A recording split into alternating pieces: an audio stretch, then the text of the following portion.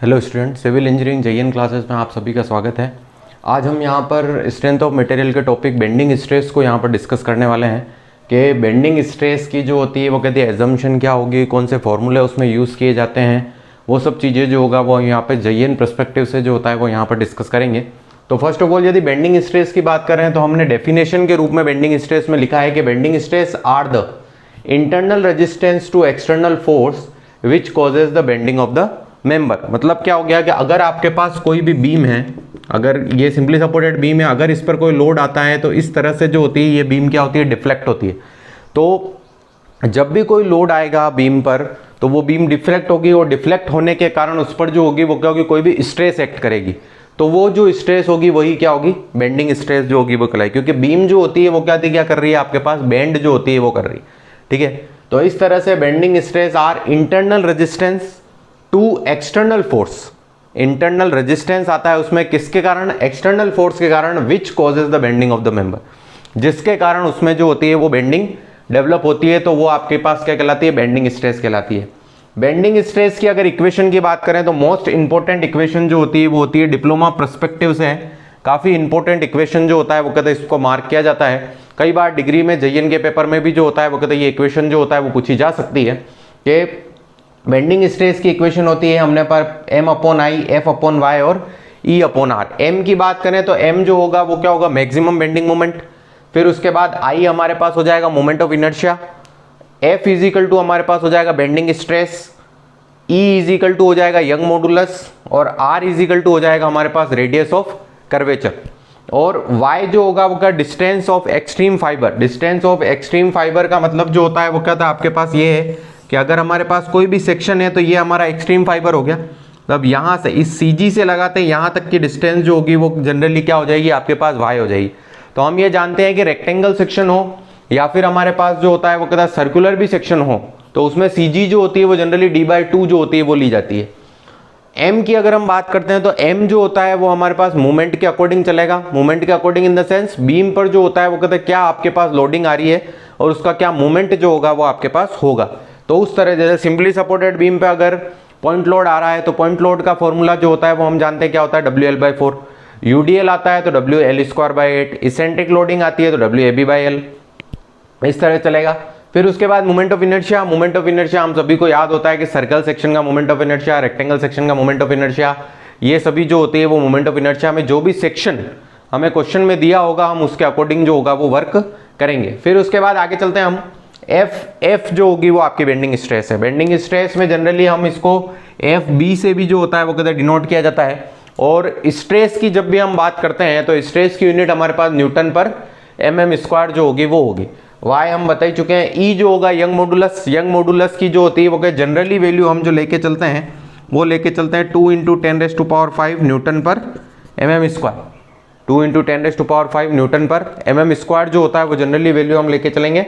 R आपके पास हो जाएगा रेडियस ऑफ कर्वेचर। तो इस तरह से बेंडिंग स्ट्रेस जो होगा वो क्या होगा, एक्सटर्नल लोड के कारण बीम पर एक्सटर्नल रेजिस्टेंस जो होगा वो डेवलप होगा, इंटरनल रेजिस्टेंस डेवलप होगा, जिसके कारण एक स्ट्रेस डेवलप होती है, उसी को आप बेंडिंग स्ट्रेस कही जाती है। बेंडिंग स्ट्रेस की जो होगी वो क्या होगी, आपके पास इक्वेशन ये हो जाएगी m upon Y, f upon Y और is equal to e upon R हो जाएगा।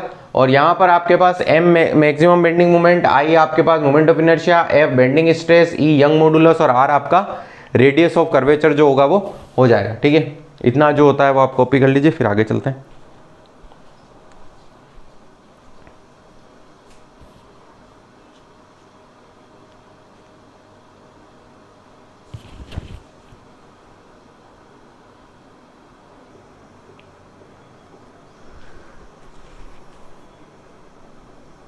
नेक्स्ट जो होगा वो हम देखेंगे कि बेंडिंग स्ट्रेस में कौन कौन सी एजम्पशन जो होती है वो यूज़ की जाती है।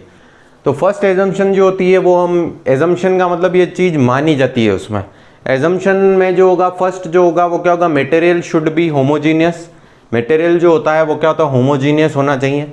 सेकंड होगा value of E. Value of E का मतलब क्या हो गया, यंग मॉडुलस ऑफ इलास्टिसिटी। तो value of E is same in tension and compression.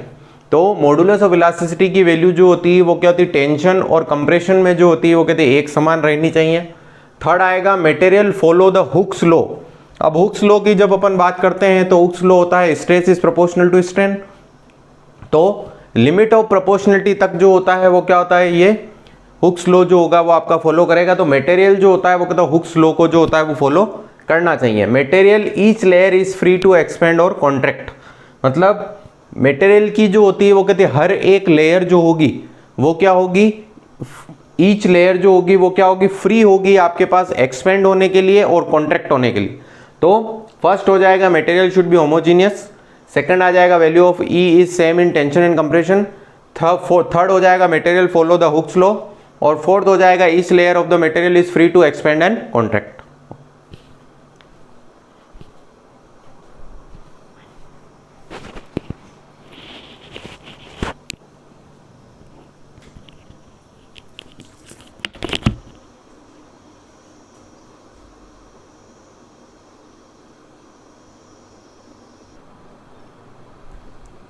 अब उसके बाद बेंडिंग स्ट्रेस से रिलेटेड अगर एक प्रॉब्लम की अगर हम बात करें तो हमको जो होता है वो कहते हैं बी और डी गिवन है, विड्थ ऑफ द बीम, और डेप्थ जो होता है वो गिवन है, एल गिवन है, ई गिवन है, और हमसे बेंडिंग स्ट्रेस जो होता है वो पूछा गया है।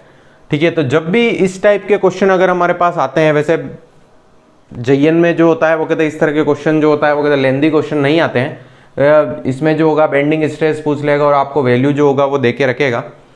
फिर भी जो होता है वो कहता है हम चीज़ों को देख लेते हैं कि ये 6 हमने जो होता है रिलेशन में 6 डिजिट, ये जो होता है 6 कांस्टेंट अगर हम जिसको कहें कि वैल्यू जो होता है हमने देखी कि भाई ये बेंडिंग स्ट्रेस की हमारे पास इक्वेशन है।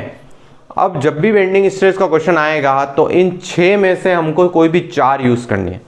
4 जो होता है वो क्या होता है, हमको क्वेश्चन देख के जो होता है वो पता करना पड़ेगा कि कौन सी इक्वेशन जो होगी वो हमें यूज़ करनी होगी। तो फर्स्ट ऑफ ऑल देखिए यहाँ पर हमको UDL भी दिया है 20 किलो न्यूटन पर मीटर का।